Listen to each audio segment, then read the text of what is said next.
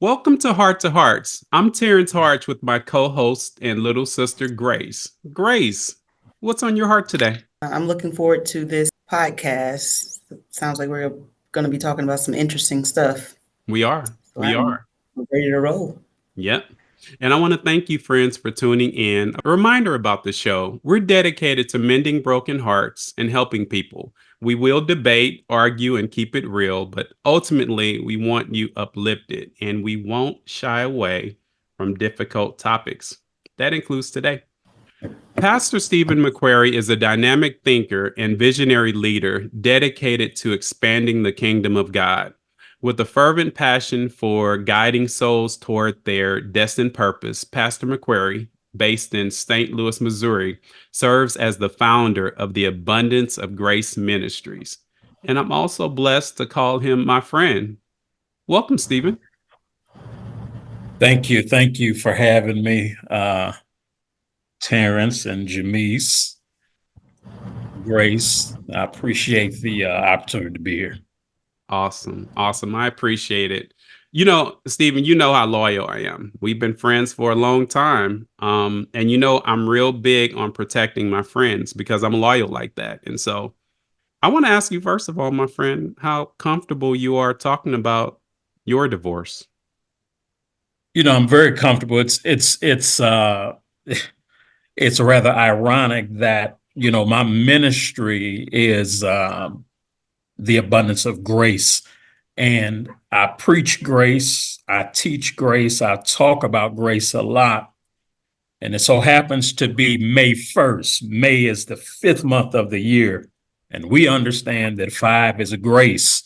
And so this is actually my first time talking about my divorce uh, in a public setting among recordings and whatnot. So I don't think it's by happenstance or happen chance that we are here on May 1st talking about my divorce in the spirit of grace. So I'm ready to go. I'm comfortable. Well, it's interesting because I was there before you all got married. Would you like to tell everybody how long you were married? Yeah, so I got married at 19, and I think the divorce was final at 40, maybe 48, 47, 48. Now I'm not counting, so I don't know how many years that is, but we were just at about 30 years. We had been together more than 30 years, but the marriage was at just about 30 years. Yeah, Wow. and I have very vivid memories of when you first met her and knew her because I know she was singing in a choir at a church. Mhm. And you were telling you we were on the phone. You were telling me about this girl that you met, and yeah. First of all, tell the folks how long we've been friends. We've been friends, I say around the age of 12. Around the age of 12, I think 12. Now I'm 51 and you're 50. So, oh boy, that's a very, very, very, very long time. A long Uh, time. yes, yes. My brother from another mother, no doubt. No Yeah. doubt, no doubt. Yeah, so I do remember there was sort of like a season, especially as you started spending time with your lady. We kind Hmm. of didn't communicate as much. I think you were kind of invested in your lady and what was going on during that time. So, you want to apologize to me for that, or Yeah, yeah. I'm I still have kind Don't of you apologized. dare. I'm still feeling some sort of way. I know we're talking about many a few decades ago, but No, don't no. you dare apologize for doing what you were Don't supposed to don't do. don't don't apologize, Grace. No, wait a minute. All all right, look, he's there's no grace for an apology. There's no grace for an apology. Okay, all right. No apology necessary. So I know I got married like around 24. 19 is kind of young, maybe in some people's books. Do you feel like you were equipped for marriage, or you have any thoughts on that? You know, absolutely not. If we're going to be honest, 19. No, I had been with her since actually, just prior to my 16th birthday. So I was about 15, about to turn 16. And so at 19, I was about a week from turning 20. No, I don't think I don't think I was prepared at all. I mean, to be honest, and it was but grace that we made it that long. Um, I don't think at 19, 18, 20, 21 is so much that you have to learn.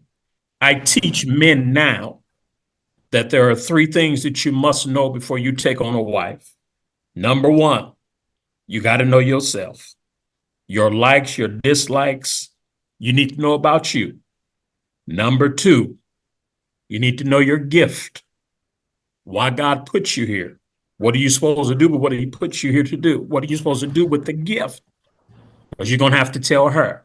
And then number three, which is the most important one, you've got to know your God. Because when life happens and storms and rain, is your life built on a solid foundation? And that's the only way a marriage will ever work. That's good. That's good. So, my friend, did you want the divorce? It's a good question. I think at the time that everything broke down, I went through seasons of really not, how can I say this? I didn't imagine my life without her. Now, when I failed in different areas of my marriage, throughout some of the years, I still never saw my life without her relationally.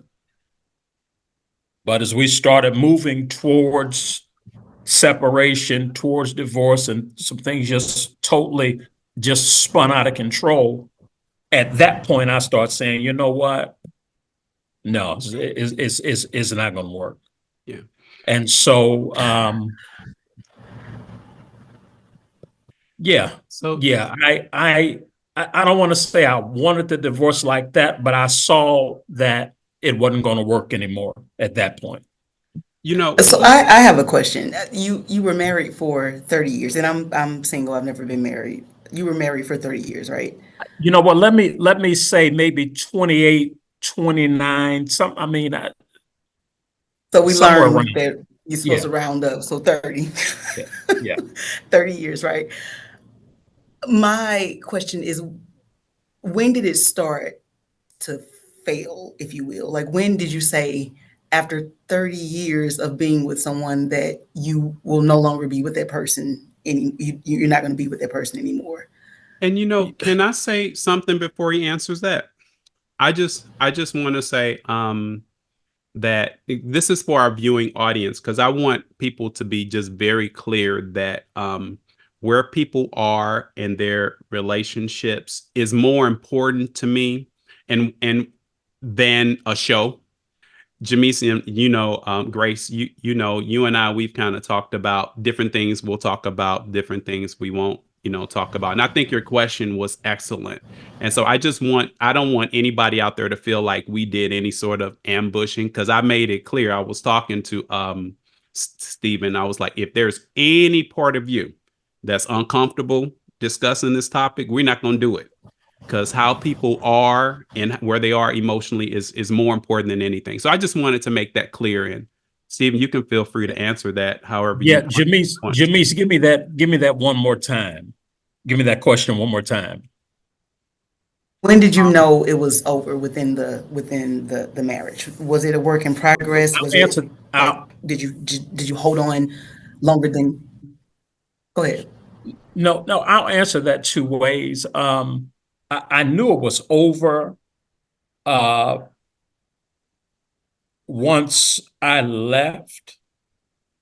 All right. There was a time that I left and I knew in my soul, yeah, this is over. Now, there have been different seasons in that 30-year relationship that, I made mistakes and then we'd work through it. Okay. But like I said, there was never really a time that I just really, because I have three children, three beautiful children, and three beautiful children came out of the relationship.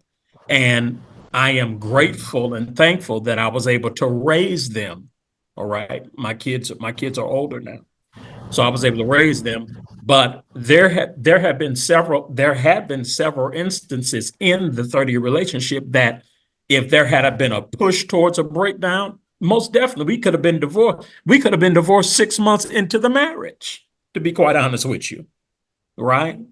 But the grace of God allowed it to go forward. And I'm thankful that it did, because I got like I said, three beautiful children that I couldn't imagine life without. Stephen, how do you feel about your ex?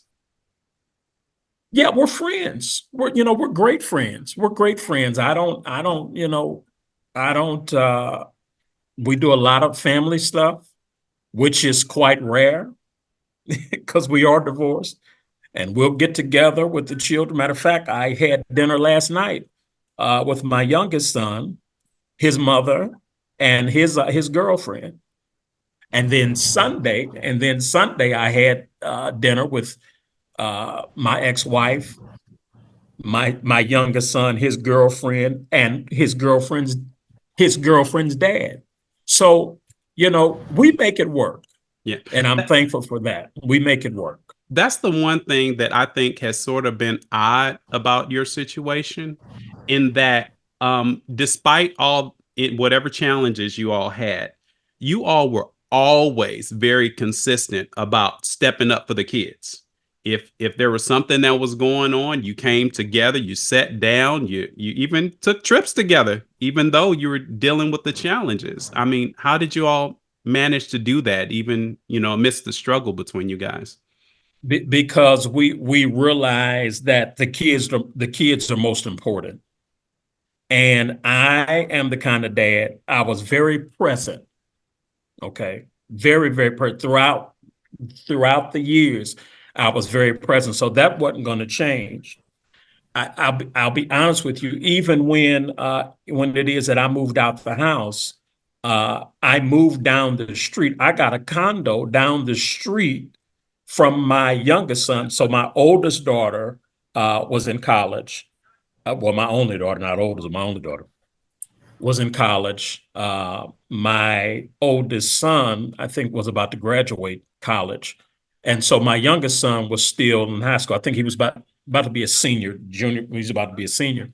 And so I actually got a condo around the corner from his school so I could be available in case I needed to go up there, or he can come over or whatever, so we made it work. And once again, it was the grace of God, and it was the grace of the relationship. Right. There wasn't any evilness, and, just, it wasn't that. We realized where we were, and there were some decisions that had to be made. But what we did is we rallied in our children.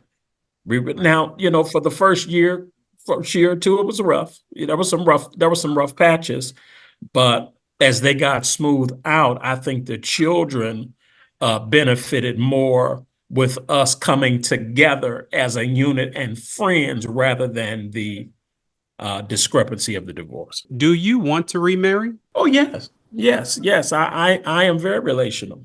I'm very relational, and I think it's a benefit to be married. The Bible says the man that findeth a wife findeth a good thing and obtains favor from the Lord. So, I tell the brothers, if you want favor, get a woman.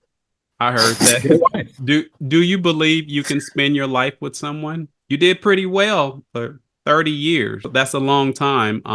If we just look at the time in and of itself. I certainly believe it.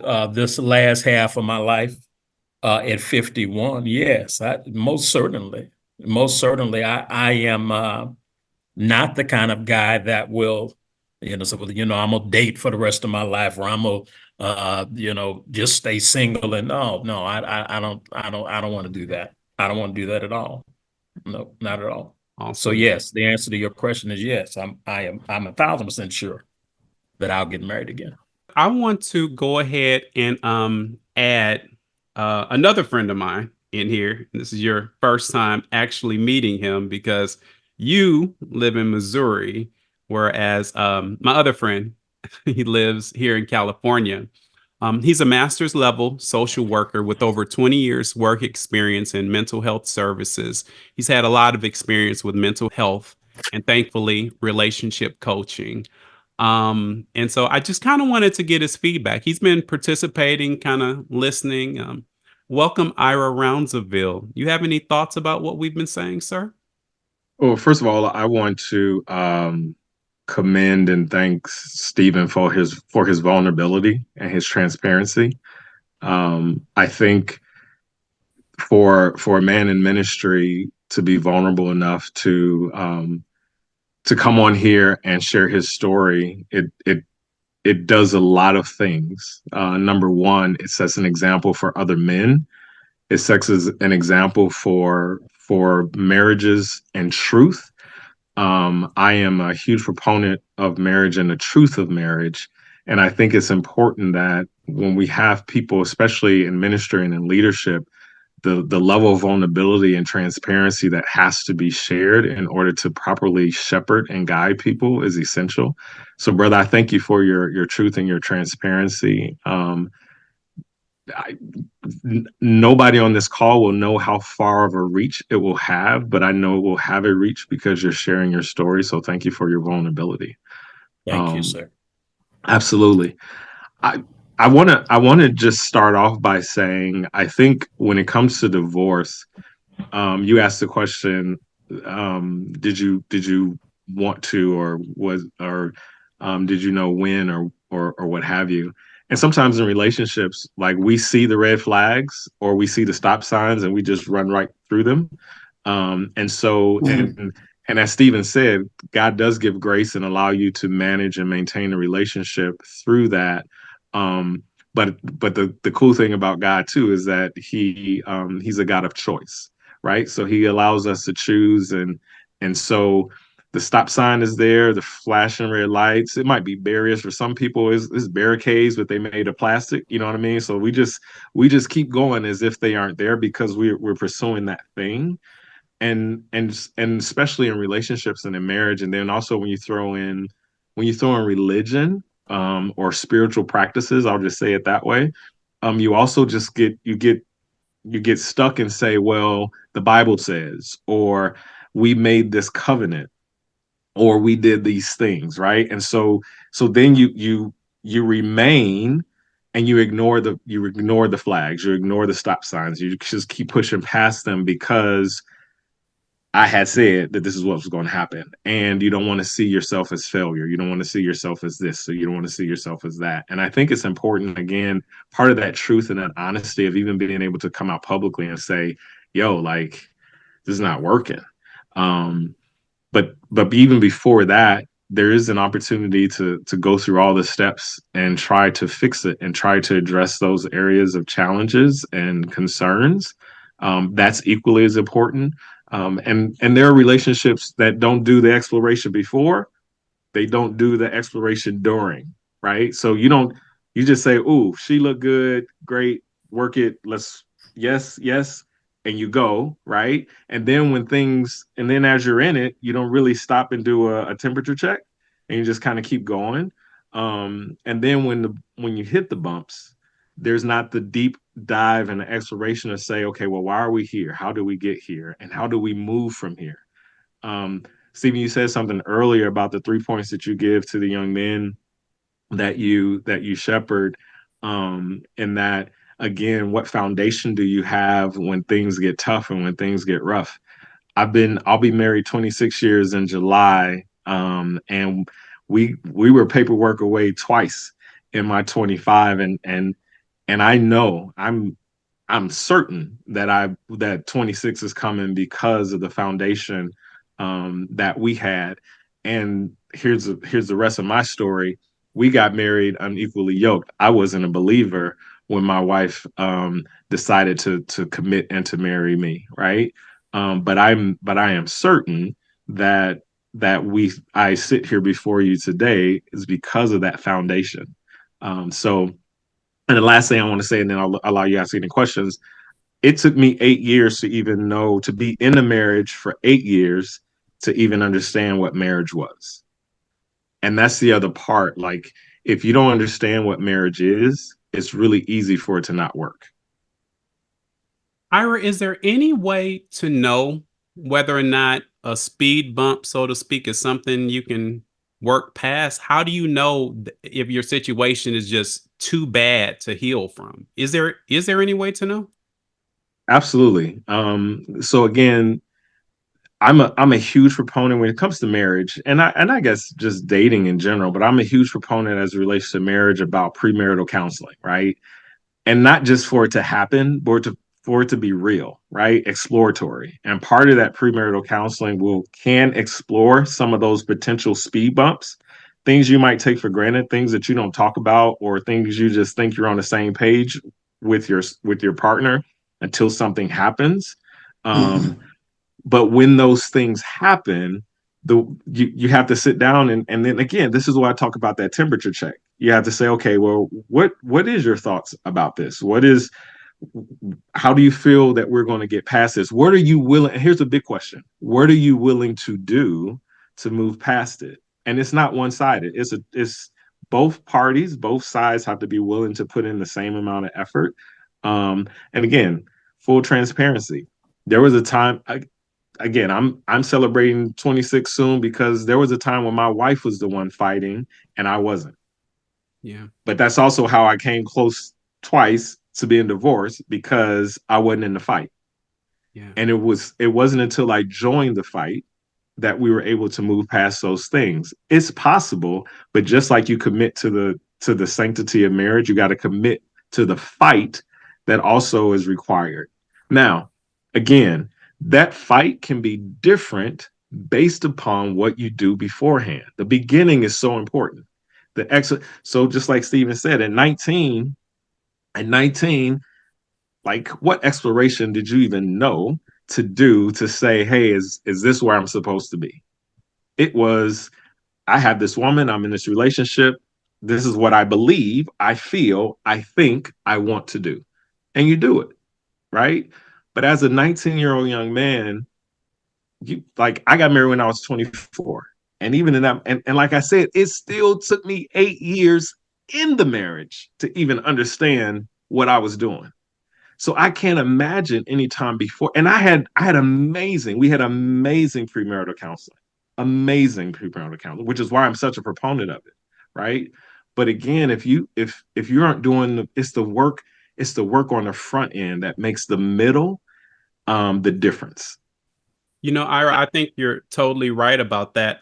Because Stephen was actually in my wedding, and you and I, Ira, we got married the same year because it'll be 26 years for me this year as well. But I remember going through premarital counseling actually at Carlton Pearson's church at the time. We lived in Tulsa, Oklahoma. And they talked about everything in there. They talked about budgeting. What if your wife wants to buy this and you don't want to buy that? They talked about sex. What if you want it and they don't want it? They talked about family. What if, one family member agrees with this family member? And I think it was about like 12 weeks that we went through. And honestly, at the time, I probably was slightly annoyed, but I was committed. And I think you just pointed out the importance of just committing, because you do run into road bumps. We've dealt with all kind of challenges over the years, kids with health challenges and things that probably would have demolished other couples. But it's only by God's grace that we were kept. And thank God for those principles. The brother who married us is a dear friend to this day, and actually godfather to my daughter. What he said to us in the beginning is, he said, I'm going to try to break you guys up. Mm. That was, and I'm like, all right, first of all, like, I ain't doing this whole God thing, no way. Like, here this reverend dude talking about he trying to break us up. But I understood, right? I got it. Because again, marriage can be challenging. And again, if I can't pass this test, then I have no shot. I have no shot. But to your point, some of those same topics that you just named, those are some of the same things that he brought up for us. And things like when he were bringing them up, I'm like, dude, why are we talking about if you're at work and I go to lunch, can I go to lunch with a coworker of the opposite sex? Do I ask my wife first? I'm like I'm a grown man. I'm not asking nobody nothing. Except when she answered, like, yeah, you need to like run that by me. I'm like, wait, what happened? Right? So again, there are things that I may have taken for granted or may have thought that, oh yeah, surely we're on the same page in this. But it was in that room and in that moment that we were able to have that conversation. And had they not happened prior to, again, if the cabin loses air pressure, the mask will fall from above, right? And so you don't want to be in that you don't want to be in that situation. That's a tough spot. That's a tough space to be in. Yeah. Well, for me, one of the things that freed me in my counseling, talking to a counselor, one day she told me, and this was probably, I think I've been out the house maybe a year because we went through that during the COVID, and COVID threw back divorce papers and folks was getting on camera, and it took us a while for the divorce to be final. But one of the things the counselor told me was, she said to me, because I was making all kind of excuses. I was making excuses, with my kids and saying the reason why, and I didn't know this and I didn't know that. And so one of the things she said to me was, she said, sit in your truth. Sit in your truth. Number one, you didn't have the tools. Now, whatever you didn't have the tools to have a successful marriage. Yes, you knew Jesus and all that good stuff, but you didn't have the practical tools. And I thought about it. You cannot build a house with just a hammer and nails and 2x4s. Impossible. You need levelers. You need floor joists. You need all that. You cannot build a house like that. Now you can get it up, but at some point, is it going to crumble because it's off balance, off centered, and you didn't have the tools in the first place? That's good. That is good, man. My friend, my brother, my comrade. I want to thank you for coming on, and thank you, Ira, for sharing your wisdom. Grace, you have anything to say before we wind things up? No, I don't. Thank you all for joining us. It's really good information. Thank you. Awesome. All right, Hey, Grace looks like she got some questions. she holding back on us. Nonetheless, we'll save those after the show. Well, my friends, go spread joy with a contagious smile, and a hug doesn't hurt. You never know whose life you might be changing or whose heart you might be healing. Thank you for watching.